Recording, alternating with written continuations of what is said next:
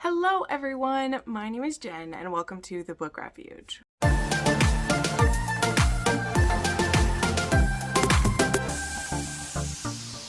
Hello everybody, welcome to another video from me, and today we're continuing a series that I started. I think it was actually the beginning of this year I started doing this. I don't know, maybe it was into last year too, but I really enjoy doing it, so we're going to keep at it. And that is me ranking the last new releases that I've read. I usually do this about every 6 to 8 weeks. It just depends on how many new releases that I'm reading. And this time I have 30 recent releases to rank for you. Okay, so I read an abundance of advanced copies of books plus the new releases that I enjoy, and I am going to rank them for you. So I go in reverse order for it. I'm going to start with, well, I do have 2 DNFs this time to talk about, and then we'll go all the way from the lowest I rated something this time was 3 stars, and the highest I rated something this time was 5 stars. I didn't have any 6 stars in the last little bit here, but I'm very excited to go through these with you. So let's go ahead and dive in with the 2 books that I actually DNF'd. Now, there's a little bit of I don't know the best way to do this. So the book that was the new release was Death Shall Reign. Okay, this is by Gemma Ashbourne. Now, I was very sweetly sent an ARC copy of this one from NerdFam, as well as a copy of book 1. This is a duet. So the thing is, this is actually the one that I DNF'd, but because I never then got to this one, I wanted to put these together. I'm actually planning to do a giveaway for my patrons with these, because I don't think there's anything like inherently wrong. I mean, look at this cover, guys, the crow and all that. I just couldn't get into this one. I wasn't jiving with the heroine, but you know what? Sometimes when I stick it out with a book like this, I end up connecting with the heroine later on. With the amount of new releases I have to read, I really can't hang out and keep trying a book over and over again. So this was a DNF of this one. But again, this was the new release. This came out, I think, in October 11th is when the release was. And because this was a gifted like ARC from the Nerd Fam, I don't want to like resell this or anything. So I'm going to do a giveaway with them, and hopefully someone else will love them, because with this there actually came some really pretty art as well. So I'll go ahead and do a giveaway with these for someone, but it just didn't work. I don't have anything awful to say about it. It didn't really work. And another one that I actually just DNF'd, I just decided to DNF it this morning, actually, because I just wasn't getting into it, was the Witch and the Wicked. And this one, I mean, this cover was so cool. This was another one from the Nerd Fam. That's been the thing. I've been trying to read more fantasies this year, and the Nerd Fam has absolutely helped me do that. They are amazing, but it's cost me to try some that I normally would maybe like shy away from. And so this one, I wasn't sure what it would be, but it said it was a dystopian fantasy in a way. And so there are these like zombie type creatures, and you can get like exiled from safety, and then you're just on your own in what's called like the colds is what it is. And our heroine, that happens to her, and she ends up getting she ends up getting invited into this commune that's living out in the colds, and they like take care of each other and protect each other. And our hero is actually what's called a witch. I think he's what's called a witch, but yeah, I got about 100 pages in, and like the beginning was real punchy. It really sucked me in because she's like running from one of these creatures, and we get to see how nasty they are.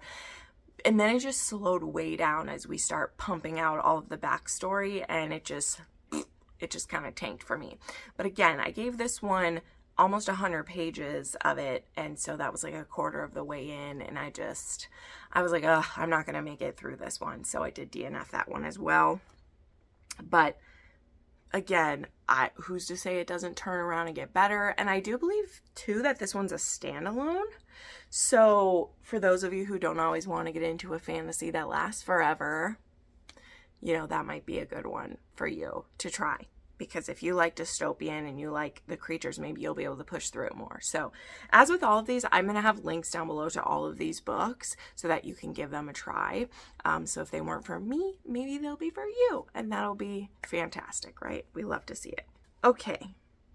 I gave Eternally Devoted by Daisy Jane. I gave this one 3 stars. This one I did not read an arc of because Daisy Jane has actually paused her arc team. She had some pirating issues. Fuck those people who do that. I have no sympathy for you. I'm sorry. There are ways to get free or discounted books. I know it's not the same in other countries, so I'm not necessarily like shouting at people. I just get very frustrated because it's stealing from authors.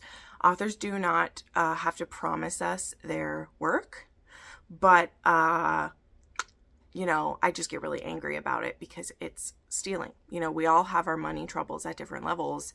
We're not owed any stories, you know. But anyway, because of this, and specifically, sorry, and I should target into specifically it's ARC readers that had stolen this from her. That's why it pisses me off even more, because you're already given the free copy. That's the ticket too. Because again, I've heard lots of different arguments about why pirating is like okay or it's necessary, and I don't want to hear any of that. I have too many friends who are authors that I know it directly steals out of their pocket, and especially if this is an author who is in Kindle Unlimited, you are literally threatening them even being able to sell their books at all and therefore not write anymore. So is you having that story worth an author not being able to like make money off theirs anymore? No, go read fan fiction. It's free. You're not pirating it, you know what I mean? But anyway, specifically when it's in ARC readers, what pisses me off, because you've already been given the free copy of it, right? This isn't you like, I can't get a hold of the story, so I'm stealing it. Like, people who have it in their hand. So she had quite a few people steal her last book. Like, she had 3 different ARC readers who were on her personal ARC team, which that is even just offensive. So anyway, point being, I had read ARCs for the last 2 books from her, and I didn't with this one. And it turned out, though, I'm glad that I didn't, because I did not like this one. I really didn't, and I'm very sad because it's an MMF, and I usually enjoy those. But this one has a female serial killer, and while I did have empathy as to the reason she killed the first person she killed, like, just being honest, I did. A lot of the future ones, I just didn't. And then she was turning them into jam, and she was giving that jam to men in prison who are murderers and rapists, and she was feeding them human jam. And that's supposed to be, I don't know. It just didn't feel like something that I just didn't enjoy it. And then the reason these 2 men like fell in love with her and were willing to like all have a sexual relationship together was just one of the weakest I've seen from Daisy Jane. I just expect more. She is my author who gives me the kinks that I love, okay? She is one of my most recommended authors in my kink videos. I love the things she brings to a book, and so I was so looking forward to an MMF from her. She's written a few before, but this is the first one that was a new release that I was reading. It just felt really flat for me, and it gave me major ick. Like, that's part of it, is that horror type things, and to me that was horrific. This shouldn't have been a horror novel, but it felt like it. Are just difficult for me because I get really bad gag reflex when I'm reading a story. So anywho, this one was a 3-star, and I was really disappointed. Okay, then there is Icebreaker by Kat Mizira and Elise Faber, and this was one that, look, I got sent a beautiful copy. This cover is so cute. This was actually one that I did a pretty in detail spoiler review on my video, and the main reason, I'll just tell you guys, is number 1, they didn't have any trigger warnings for this book, and so I ended up wrote to, I think Elise Faber is who I reached out to, and I said, hey, there are some major trigger warnings in here. And she's like, oh, I didn't realize. Please tell me what you think are trigger warnings. And thankfully, like, this author is very responsive to me. I haven't checked her book because it isn't in KU. So I would have had to buy a copy to double check them. But she told me that it took about 72 hours, but they did add trigger warnings in to the book when it was going to be like sent, or when people bought it. But there was a trigger warning for the hero tries to push an abortion on the heroine. Our hero does. And he's supposed to have like some reasons for it. He has some trauma that is his reasoning for doing this. But number one, again, the main thing was there was no trigger warning for talk of that at all. You guys know I'm pretty sensitive to that anyway, but it was more so the fact that it was him who was really aggressively like, there's no other option. You have to do this. And again, it's supposed to be because of his trauma. But because there's no warning for this, and I feel like it wasn't set up well enough, like why he doesn't want to have a child, like there is a specific reason, which again, it's up to the authors if they think that reason is strong enough. To me, it wasn't. And it just tanked this book, which I was otherwise enjoying quite a lot. But there was other trigger warnings too. It was not just that. There was a sexual assault in the workplace. There was an attempted like rape in here. And then there was like maternal mortality after a birth in here. Not to any of our characters, but you can maybe guess that's what the trauma was. So anyway, I went into in depth in this in my weekly wrap up when I read this one. But yeah, thankfully, like the author, as I said, the authors were very reactive to the advice that I gave them.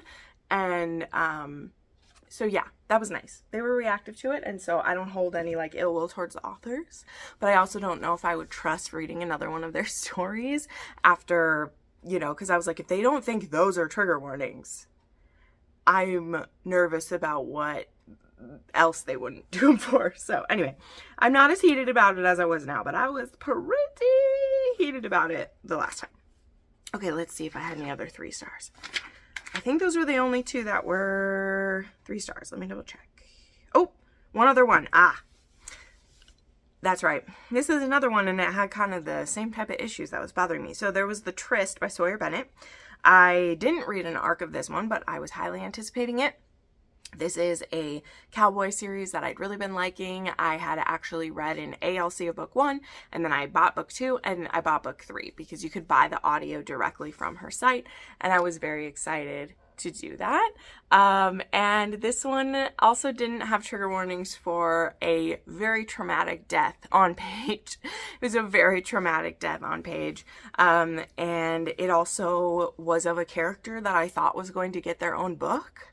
So another one that I ranted about in a weekly wrap up. You could tell these are obviously the lower rated ones that I had. And so much so that I don't know that I'll read another book from Sawyer Bennett because I just can't trust an author who would rip away happiness like that. It was brutal. I'm not kidding you guys. Like the way I described it is that when you read a series that's about family members, you expect every family member to get their own story, especially a character who's been around since the beginning and he's of equal importance as the other characters who are getting romances. And then he was brutally killed on page.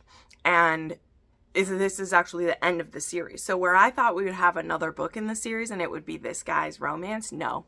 He brutally died on page and is then like the trauma for everybody else. And it was the third act conflict was this character's death. So, yeah, not cool, not cool.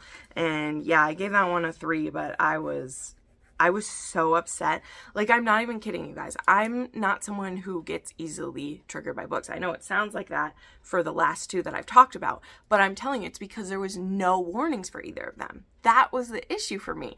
I do need trigger warnings.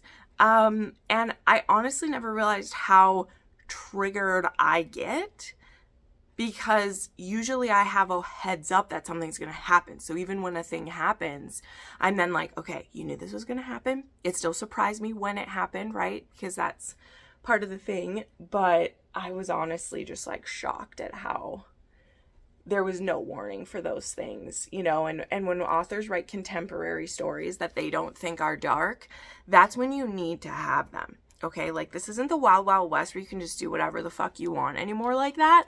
Readers notice and they're now like comfortable saying, I expect to be warned, right? But anyway, we're going to keep moving along because we got a lot of books to talk about. Okay, now let's bump it up to the 3.5s that I had, which I just had a couple of those. You'll notice too in this one, I had a lot rated 4 and above, right? I'm very generous with arcs that I read, so they have to really bug me to be less than that. But okay, so a 3.5 that I had, this one was, so this is one like, everything from here on out I still enjoyed at some point, okay? So know that. There is The Wolf of Mayfair by Christy Caldwell. This was sent to me by her PA, very sweetly actually. It had a little stamp on there, a little bookmark, and this was the first Christy Caldwell that I've ever read, and I really did enjoy it. The story was a bit odd to me, so I don't want to go into detail about all these ones because I do have them talked about in weekly wrap-ups. It was just those lower rated ones I kind of wanted to. I have higher rated books that I want to gush about more, so I don't want to spend too much time with this. But this one involved, it's Scottish. Our heroine is on the run.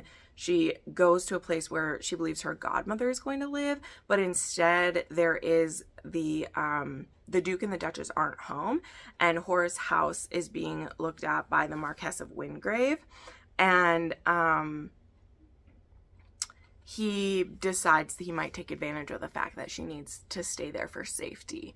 So he's a bit of a cad. He's a very broken man, so there are some things that they have to work through for sure. But I mean, it was also like, it was pretty sexy, but it also just, I don't feel like the hero that I saw why he was falling in love with the heroine. He went from lust to possession, and there was really like, do not pass go, do not anything else. So it was all right, but I definitely would read another book from Christy Caldwell. It was not the worst thing. And then the other 3.5 was one that I just finished, which was Meet Me in Wonderland by Angel Anders. And this was one that I was enjoying this one quite a bit. I've liked the first 2 books from this author, but this one had a 3rd act breakup that made the heroine look like a child. And I hate when that happens, because especially in an age gap like this, okay, so this is an ex-boyfriend's dad, but it's more taboo because it's an office romance than it is that she is his son's ex-girlfriend, because they dated a long time ago, and he actually gave her a job as his assistant because he at the time felt bad that his son had treated her that way, but she actually ends up being like the best assistant. And in the past few years, they both are mutually pining for each other, and then there's going to be a work retreat, and just everything goes kind of tits up when they get there. There's a snowstorm there. The place that she's supposed to be staying at, like, the heat is broken, so she's staying in his cabin, which has a couple of bedrooms, but the rest of the retreat basically gets canceled, and then they're stuck there until they can travel, blah blah blah. So yeah, sweet little Snowden, you know how it goes. And it was okay, but again, the 3rd act conflict was like, she had a reason to be upset, but then she wouldn't listen to anything he had to say or hear him out about anything. And so again, it made her feel like a child. And then it's one of those where the breakup lasts for like a year, and we skip ahead like 3 months and 6 months and 3 more months. And then he has to do this huge gesture to prove himself and win her over. And she had like, and I was just like, bitch, he didn't need to grovel this much for you. Like, really? The thing that he messed up needed one conversation, but instead she threw in the towel. And it just didn't make sense, because they were both mutually pining for each other for a while, and they really cared about each other. So to have it go tits up like that so quickly was just like, come on. So I was annoyed. All right, let's get into the 4 stars, which I have a whole shit ton of these. So let's go ahead and get into it. Some of these I always say that I'll talk about some of these pretty quickly, because I don't have as much to, like, when they're 4 stars, like, they were good. I don't have too much to complain about, but they also just didn't tip over the top. So there was Tell Me It's Right by Katie Westmer. This is actually the first book I've read by her. I've tried to read a few before, but I just never was in the right mood for, like, her fantasy. And then I also had tried to read one that was like a pop star and her bodyguard, I think, and I just wasn't in the mood, but I grabbed an arc of this one from her. Katie she used to be a booktuber, now she's an author tuber, and I've followed her for years. And so I signed up for an arc. This is a best friend's brother. He ends up giving her a job when she needs one. He's a tattoo artist, and she's like working at his place, and it was perfectly cute. It was sweet, and I was like, cool. I'm actually very interested in the next book that's going to be coming because it's going to be an older woman and it's actually going to be the stepmom of the hero from the first book, but she's only like, I don't know, 6 or 8 years older than her stepkids type of thing. And she's a single mom too, to like their younger half sibling. And it's going to be an older woman, younger man. I don't think it's with her stepkid though. It's with someone else, but I'm intrigued by it. I'm like, okay, let's see. All right, then there was Sunday Morning by Julianne. I actually won this from a Goodreads giveaway, which was my second ever win of Goodreads, which is crazy. I won one way at the beginning of this year, and I know it's crazy to me because thousands of people enter the Goodreads giveaways because a lot of people are probably like me and you just enter every single one, and it's a lottery. That's how it goes. But I have won 2 books, and this is one I actually enjoyed a lot. I read an arc of this one, and then I won a copy of it too. So this one is a like new adult romance. It's an 18-year-old heroine, and she's actually a preacher's daughter, and she really wants to sing in Nashville. But everyone in the town thinks she's going to marry Matt, who's a son of the town's richest rancher. But both Sarah and Matt, like, they're just kind of going along with this. This is also weird for me because my best friend, her name is Sarah, and her older brother is Matt, so it's just weird to me that it's Sarah and Matt. But they decide to, for the summer, still pretend to be dating. And then when they go to college, they can like break up. But during this summer before college, she really starts to fall for Isaac, who's Matt's older brother, who actually just got back from the military. He was in the army. He now has tattoos and he's a bad boy. And he is working on the ranch as well as roping in the rodeo. And he also plays guitar. So she really, like, him and her have this, like, feisty thing. She very much pretends that she hates him, but it's very clear she's attracted. And since her and Matt aren't really together, she, you know, this isn't really a case of, like, cheating or anything, though it would seem like that to anyone looking in. Very clearly, Matt and Sarah break up pretty early on in this, and they agree, like, we'll just let people think we're dating, so we don't have to deal with the pitying looks and everything before college. They're just going to drift apart when they go to college. But she starts falling for Isaac, and he just, like, sees her more than anyone else, and so he is giving her guitar lessons, and they're just getting closer and closer, and, like, it is going to cause a lot of problems because not only is she the daughter of the pastor in town, dating this rich rancher, but this rancher, Isaac's father, Matt's father, owns the land that her parents like live on. And I think it's her and her sister and her parents. Does she have 2 younger sisters? I know she has at least one because there's going to be a book about her younger sister gets the next book. But I don't know. I just really like this. It was wholesome in a way. It also made me feel very nostalgic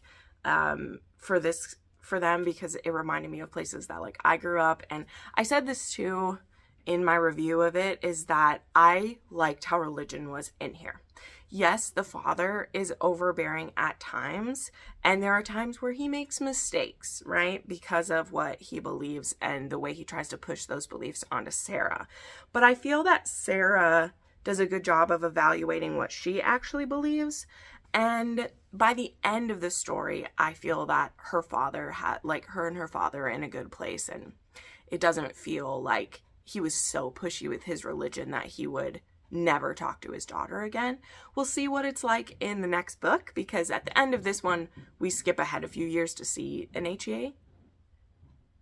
And so I wonder what book 2, like, if we'll go back to, like, you know, while Sarah's gone in the beginning in it. I don't know. But I like this a good amount. I gave it 4 stars, as you said, and I have been recommending it to people. I know the religion will put some people off, but even if you aren't, like, Sarah isn't thinking about God all the time. It's more so when something happens where she's like, does God really care about this? And, you know, there is some church involved because her dad is the pastor, but it didn't feel overly, like, shoved down your throat. But, you know, I could also be having a daze because I am a Christian, and to me it didn't feel like it was all focused on it, but yet I felt like faith was respected, which some people won't like. They won't want faith to be respected. I do. And I know a lot of my audience does too. So it could be a good one for you. Okay, then there was Blindside Beauty by Lex Martin, and this was the last book in the Collegiate Dad series, or whatever it was called. So there's 6 books in this series, and they're all about like single dads, or it's an accidental pregnancy in there together or whatever. But this one is actually a young single dad. Him and his like high school sweetheart had a kid, and she actually died in a car accident. And so now he is a, college football player, and he has a little girl, and so he needs a nanny. And our heroine needs a job, so she is applying to be his nanny. And then there is a car accident that she accidentally bumps into his car while he's actually in the car, like making out with someone. And so he doesn't hire her to be his nanny because he's paranoid about car accidents. And then for this person he just interviewed to be his nanny to like hit him with a car, he's like, no. But we fast forward a little bit, and she actually ends up living in an apartment house like next to where he lives with his daughter. And so there comes a time when she ends up becoming like one of his like caretakers, because he doesn't just have one nanny, he has like multiples. So yeah. And yeah, this one was sweet. It was good. It was a solid 4, as I said.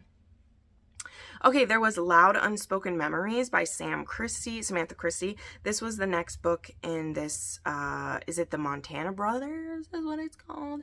But this one was interesting. So this is a snowed-in romance, and our hero has had loss in his life. He lost his wife and very young son in an accident of some kind. I can't remember what this one was, whether it was a car or what, but he's like moved away from the world. So his family's very wealthy. He does his work like remotely, and he lives in this like cabin just away from anyone because he doesn't want to care about anyone or any of that, blah, blah, blah, blah. Now our heroine, she has a very interesting situation because she has a young son or daughter, I don't remember, but she has a young child, and she's actually on her way driving to pick up her child because her ex has died, which is awful. Her ex has died, and her child, like she splits custody with her ex. Now she had a good relationship with her ex, and so her child is with his stepmother, but the father is gone. So she's on her way to pick up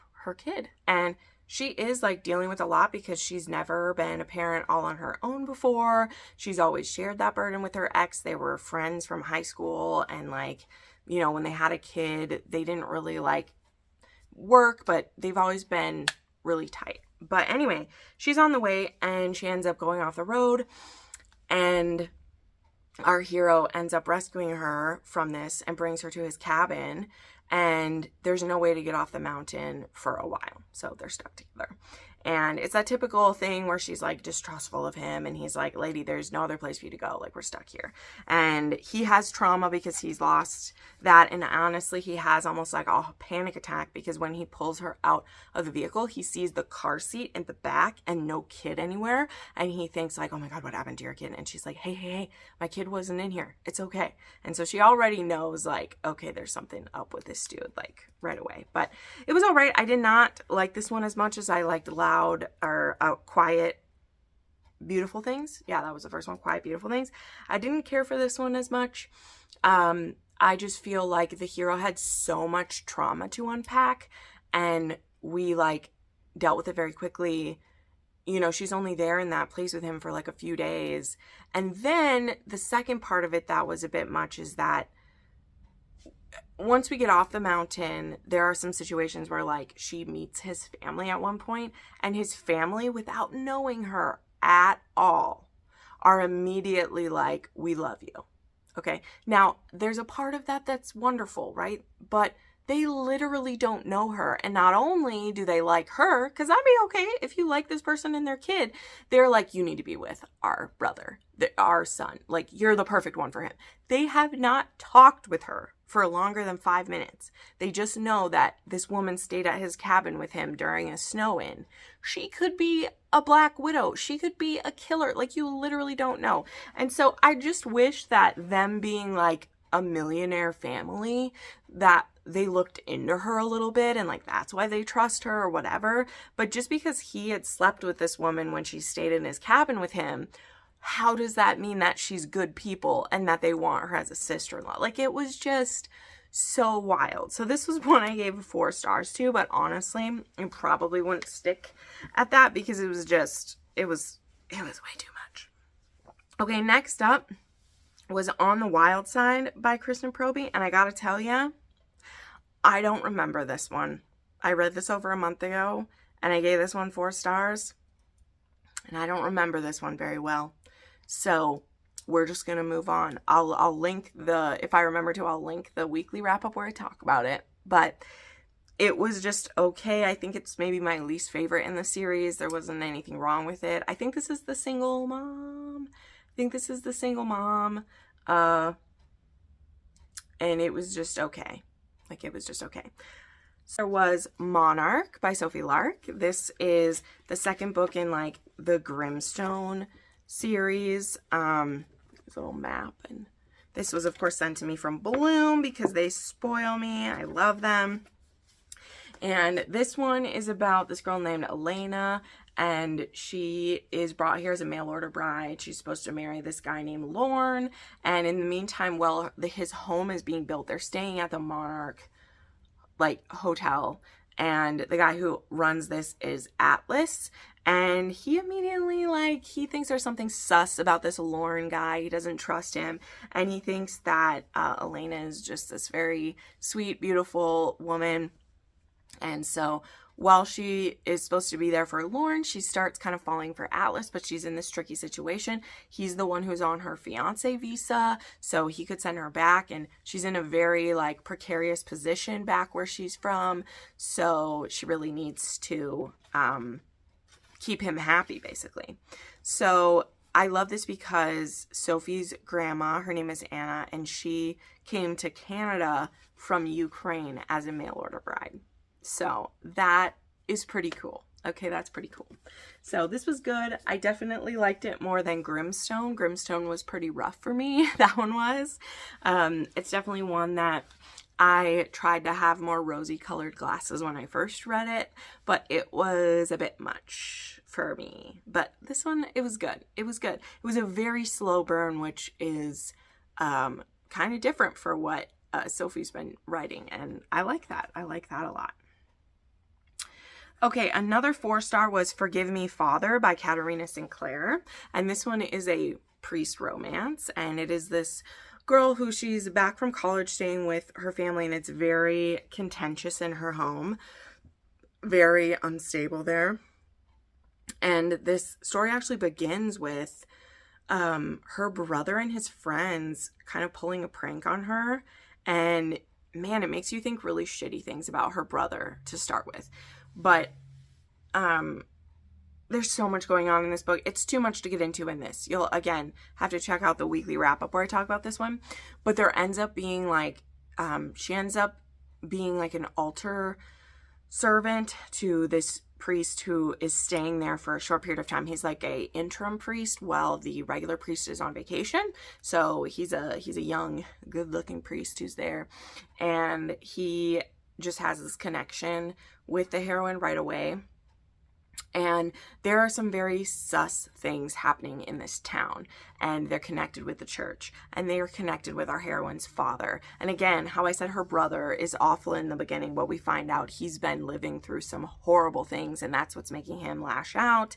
And yeah, so this one does have a forbiddenness, and we discover that our heroine is self-harming, and the priest discovers this, and he immediately goes pretty kinky on her, where he's like, I'm the only one who will give you pain. You'll let me handle it. And so that leads us into kind of the BDSM aspects of this one, is that he, instead of letting her cut herself and harm herself, he does, you know, some BDSM discipline. So this really had some BDSM as healing. I've read that before too, where it's like, you don't get to hurt you. Like, I'm going to be the one who does it because, you know, he knows where the line is, type of thing. So, but this got very dark for what the subplot is. The subplot has to do with, like, human trafficking and, like, the church being used for things like that. And so it was honestly fascinating, though it was very dark, because it just, I mean, there's places that this happens, and that's hard to read. Okay, there was also Brutal Husband by Lilith Vincent. This one, I didn't read an arc of this one. I haven't been saying which ones I read an arc of because I kind of got off of that, but I didn't read an arc of this one. But this one was bonkers. This one, there is like secret twins in this, I'll tell you. And we have a husband absolutely treating his wife horribly. And then we flash back in time and we start unraveling why he's treating her that way. There's a murder involved. I mean, it's involved kind of with the mafia, so of course there is. But there are so many layers to this story. Like, oh my God, it was crazy. But up until literally like 60%, I was barely holding on to this story because I was like, what the fuck is going on? Like, what are we doing here? You know, like that kind of thing. And then some reveals happen and you're like, oh shit. And that's how I felt when I was reading this one. Mr. Heartbreaker by Piper Rain. This is the start of a new series called The Nest. I actually interviewed Piper Rain on my channel, which is great. Definitely check that out. They were so sweet. This is a writing duo. This is a new hockey series called The Nest. And this one is a brother's teammate, but it doesn't start out that way. So the way it is the hero used to be her brother's teammate when he was in early college and she was only like a teenager. Her brother is older than her and she kind of had a crush on this player. Now, fast forward years later, she actually has a one-night stand with this guy at a wedding. They have well, it's not a mutual friend. Her mother designed the wedding dress for this couple and then like sent her as the like designated person to go to the wedding because the mom doesn't have time to go to all these weddings of the people whose dresses she did. And the hero's there because he's a high school friend of the guy getting married. These two have a one-night stand. It's great. She does know who he is when she sleeps with him, but he's no longer her brother's teammate. So she has this one-night stand and then she's gonna move on from him. Well, the next day she sneaks out, she's gone. And she goes to have breakfast with her best friend to tell her about this one-night stand she had. And who should show up at the same breakfast place but him with his buddies. And they find out that like they don't live that far apart. And he lives in this building that's called The Nest. And it's where all the players actually like live there. And it was great. And the audiobook is duet narration. And also like it's more than just two people. So each of the guys has like a different voice and they will be themselves like in the future books, right? So we get introduced to a whole cast and they're going to be their same character through the whole series, which is cool. So this was good. It had a third act conflict that I was rolling my eyes at, as often happens, but I enjoyed it. It was a solid story like a lot of Piper Rain, and I will continue to read this series. It was good. Okay, we got to keep it moving. I got a lot of books to go still. So there was Only With Me by Brooke Montgomery, 4-star one still. This was good. My issues with this one, again, though the difference, I'll tell you the difference. The difference between like the tryst and icebreaker, right, where I said had very traumatic things happen with no warning. Brooke Montgomery does a wonderful job with her trigger warnings. Like, she has different levels of it too, right? She has the broad ones if you don't want like spoilers for how, and then she has a deeper level where she's like, this specific is what's going to happen, because this one had trigger warnings for a disabled parent, for being someone's caretaker, for the person you're caretaking for having suicidal thoughts and self-harming things, and like chronic pain. Like there's a lot going on. But this is also a sister's ex-boyfriend, but the sister and him, like, they dated a while ago. He's quite a few years older than the younger sister. And she's a part-time caretaker of her father with her mother. Her father has he had a workplace injury that has left him disabled and in chronic pain. He has phantom limb syndrome. Like, it's really rough. And she is actually she has lessons at the farm at, what is it? Not Coconut Creek, but Willow Creek. Sugarland Creek. There we go. I got there. Lots of creeks and ranches and stuff. But anyway, this starts honestly as like a texting conversations, and it ends up leading into like he figures out who she is. And he's like, oh my God, I can't be talking to my ex's younger. So, like, she's so much younger than me. But they just have such a good connection that he can't fight it. And it goes from there. But this one has some very traumatic things. So check the trigger warnings. But at least she left the trigger warnings. So you at least don't get like hit in the face with him. All right, Heart Set by Ashley Mack. This is depending on when this video goes up, I think it's literally the day of release or the day before of this one, but Ashley Mack is a friend of mine. This is a new dark romance from her. I just talked about this one in my previous weekly wrap up, but this was wild. This one has a heroine who's a grifter and a thief, and she steals from the wrong man. He's actually a mafia boss, and so for the next few years, he's tracking this woman down. And when he finally catches her, he's going to prove to her that he is her man by forcing her to live with him for a month in his cabin in the woods. So this is kind of, it's not snowed in, but it's kind of like that. And he's not going to force her into anything sexual. He refuses to do that, but he is going to win her over and prove that he's the one for her. Okay, and then the last one, this is also, I think, the day before it releases, when this video will be up, is Butcher by Kimberly Knight and Rachel and Lynn or something. And this is an MMF hockey romance. The two guys are players. One of them is already bisexual. The other one, he wasn't even bi-curious until he actually has a threesome with a teammate and then a friend, this girl who's like friends with their friends. And after their friend's wedding, these three have a threesome, and it makes all of them, they're all really into it.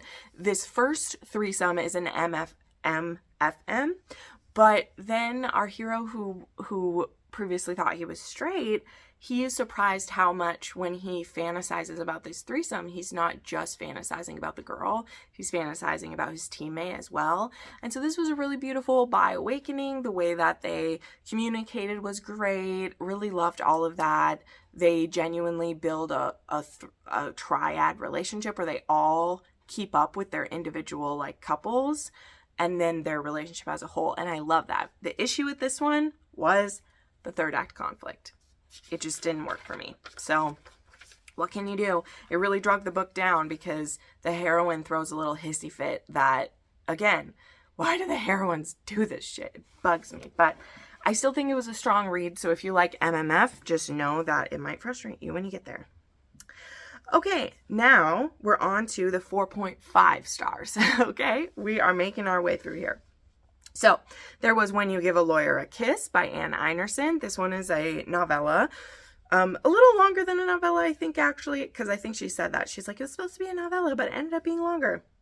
This one is a office romance is what it ends up being, but it actually starts with her getting a tattoo in the beginning from this guy. And our businessman, he actually secretly like owns this tattoo shop, like his corporate business, nobody knows about it. And so he's given her this tattoo and then she just got hired as an assistant to one of his co-owners of the business or whatever, and now she's seeing him every day. So he's very quickly obsessed with her. It's really hot, we like it, and it's novella length, so there's nothing too crazy with that, right? Okay. Then there is Slapshot Surprise by Melanie Harlow. This is the 5th book in Cherry Tree Harbor, and this was the book that almost wasn't. Series was originally just 4 brothers in the series, but Melanie couldn't leave out Mabel, and this is also like a double crossover because Joe Lupo is our hero, and he is actually the grandson and the son of characters from previous books. So all the way back to her Speakeasy duet, which was like new adult, actually like a YA new adult, there's a Lupo, and he's like a part of like gangstas back then in like Prohibition times. Then there is the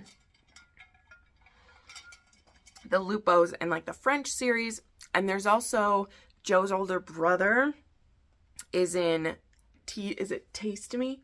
Or Taste is what it's called. So this one, it's an accidental pregnancy after a wedding, and another hockey player too. I love hockey players.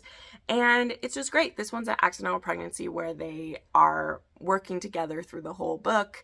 And yeah, I just love that type of story. There's not too much else to say. All right, there was The Romance Line by Lauren Blakely. This one is between our hero and his PR girl. This is kind of enemies to lovers, hidden relationship, and yeah, super hot. We love to see it. Don't have too much more to say about that one, but I enjoyed it. The audiobook was great. There is Secret Love. Oh, wait, no. that's a 5-star read. We'll come back to that one. Here we go. There was Weston, which I gave 4.5 stars. This is the next book in the Sovereign Mountain series, which I discovered Sovereign in, I think, September, and it was a 6-star read for me. It's one of my favorite reads of the year. And then Weston was the next one. And this one it kind of overlaps too with the story from Sovereign, like where they overlap. But this one is our heroine Diane has lived on Carter Farms for her entire life. Okay, she's raised by her grandmother, and then her and her brother are now running the farm, and her brother is going to push her into marriage with one of the Garrison brothers, but the thing is, she's been falling for Weston instead. Now, she's faced with the possibility of losing her family farm if she doesn't go through with this wedding, and so she's pushed into it, but Weston is not going to let her go that easily. And it just so happens that it works well with plans that Sovereign already has for the Garrison brothers. So the thing with this one, why it wasn't still like quite as high, is that it's very clear that this entire series is going to be BDSM cowboys. Now, I love BDSM and I love cowboys, but I do get a little peevish when that's all an author writes. You know, I know many people might not agree, but you're telling me that all of these cowboys who live on this mountain, they all enjoy the same kink, and like, they're all going to do that. So with each book in the series, it gets a little more kind of like, why do they all have to be the same way? You know, there's other ways to write a dark story without BDSM, you know, but I still gave this 4.5 because I did like it and it was different enough.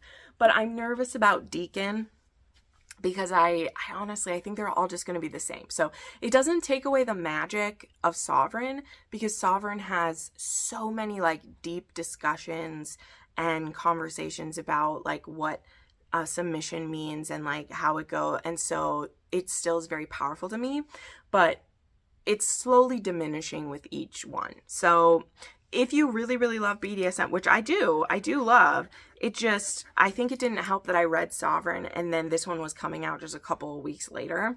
So I read them very close together and I was just like, girl, you did the same thing. Like, change it up. Not all the cowboys have to want to tie the girl up and spank her or make her kneel and suck his cock. Like, there's other ways to do it, you know? All right, there was also The Striker by Anna Wong. I just actually read this one. This one is the first book in her Gods of the Play is what it's called. Gods of the Game. And yeah, I actually just did a full review of this one, so I won't go into it. My real only complaint was that the length of this does not need to be almost 600 pages. And in the third act, like what the hero does to grovel just kind of made me roll my eyes, because I was like, dude, you're a millionaire. There's other ways that you could have done what you just did. But it was good. I do love Anna Wong, and it was a pretty powerful story. Then I also just read Broken Harbor by Catherine Cowles. Just reviewed this one. This is a single mom, a hockey player. The audiobook was really good. And she's on the run kind of from her ex, who wasn't like completely abusive, but he got her in some really uncomfortable positions because of his debt that he owed. And so there's people like after her to teach him a lesson, but like he doesn't give a shit about her. So how is he learning the lesson? But you know, there's no call for smarts in people like that. But this was good. Okay, I think that was all of the 4.5s. Let me double check. I missed something. Okay, I think that's good. All right, let's go on to my 5-star reads, which I do have quite a few of those. So, Secret Love by Willow Astor, who I did also interview when this one came out. So please check out my interview with her. She was just the sweetest lady, like so kind. And this one is a single dad football player. He has 3 daughters. He is co-parenting well with his ex-wife. And he sees this really beautiful woman who, when they're both shopping for groceries in the morning, and he feels the little tingles for her, and he's like, who was that woman? I've never felt that spark in so long, blah, blah, blah. Because he is dad mode all the time. He does his very best to take care of his girls, and be, you know, dedicated to his team. He's great. And then his oldest daughter has a bit of trouble with her English teacher. So he goes into the school and he's going to literally cuss out the teacher for being mean to his daughter. The only thing is our heroine is actually the new, like, she's a substitute teacher for this mean teacher. And he like chews her out. And so she's like, I'm out. Any attraction I had for this man is like gone. Well, he's just standing up for his daughter, but she is very sensitive about men being tools, which aren't we all? And so she's just like, also, it's a student's dad. There's just never going to be anything. But they keep getting thrown together. And especially when she starts tutoring his daughter, who he's discovered she has dyslexia, or has trouble like with reading comprehension and stuff. And so now she's coming to their place to tutor her. And it was just a really soft story. He pursues her very gently. It's very beautiful that way. So yeah, I loved it. I love her story. There is very little angst in Willow Astor's books, at least the ones I've read so far. And so it was sweet. Okay, it was sweet and precious. I loved it. Okay, then there was Beacon by Claire Kent. This was the 8th and final book in the Kindled series, though she does have a spin-off series coming soon. I can't wait.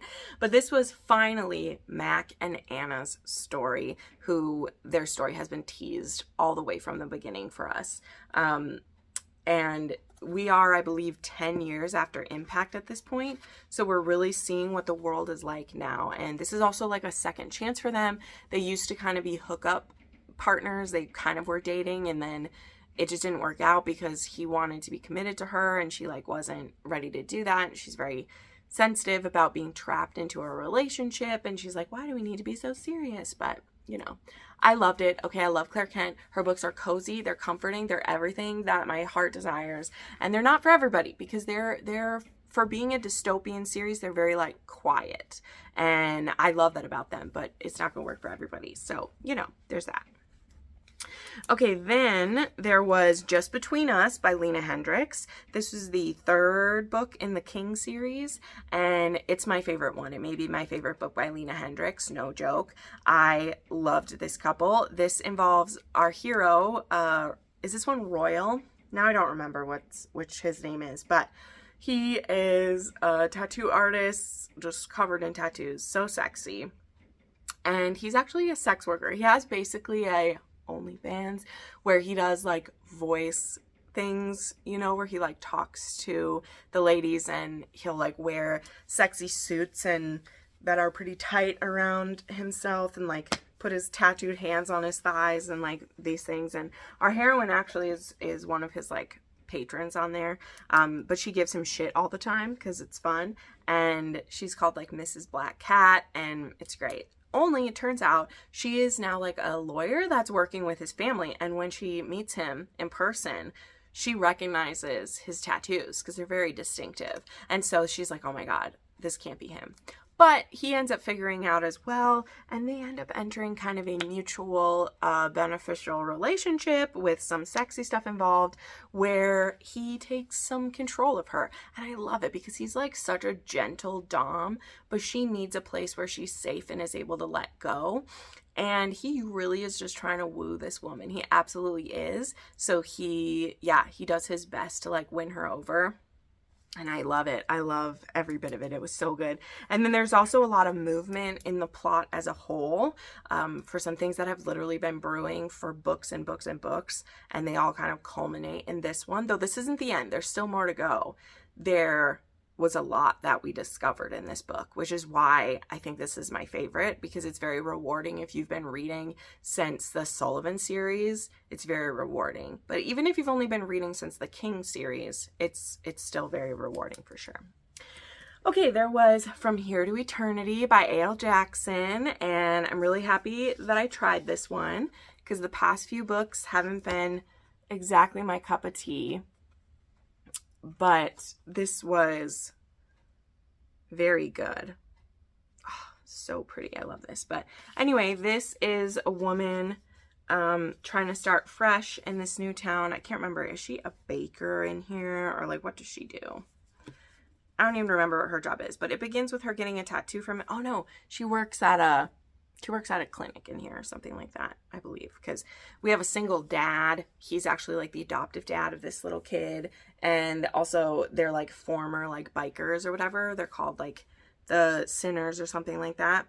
And they actually have a really cool mission. They actually rescue people from like domestic abuse situations and save them from dangerous things. And like each one of the men from this biker group has a job within it. Like there's the extractor, there's the guy who gets the papers, there's a guy who does the online stuff, making their trail disappear. And that's like what they do.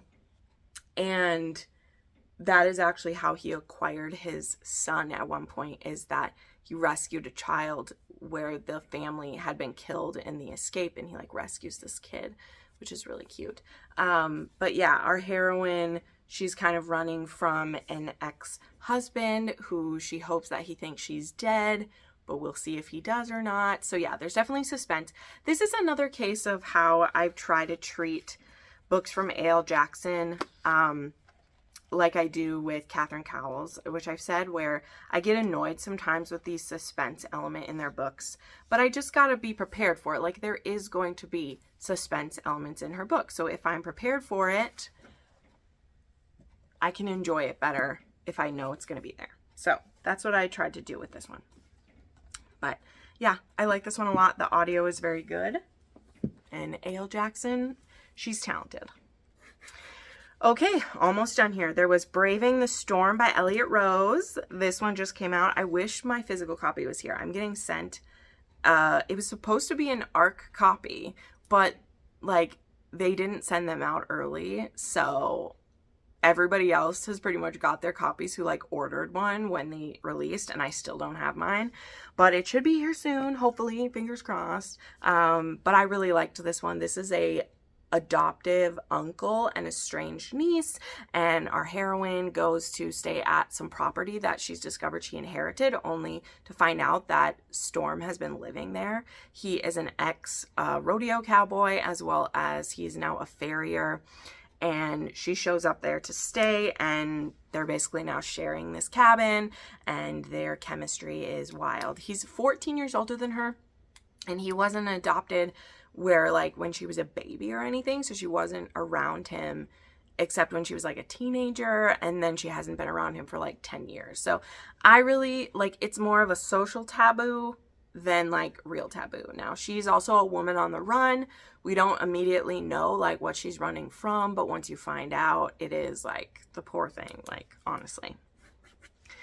And my very last 5-star read was The Songbird and the Heart of Stone by Carissa Broadbent, which just released.